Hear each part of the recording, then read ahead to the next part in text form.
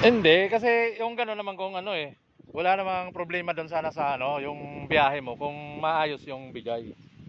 Di kay lalamove ka na, balik mo na yung sipag mo.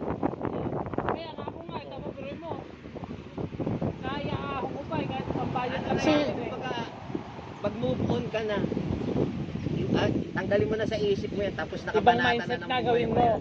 Ibang mindset na gamitin mo. Oo. Magbalik loob ka na kay Lala. Oo. Balik mo yung sipag mo.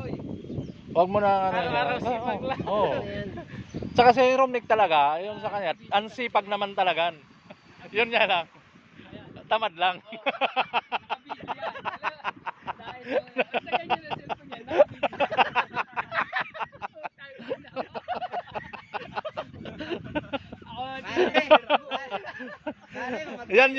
Yan yung kasamahan natin na masipag sa dalawa.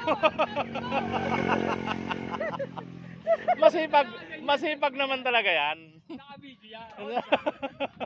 Tamad lang.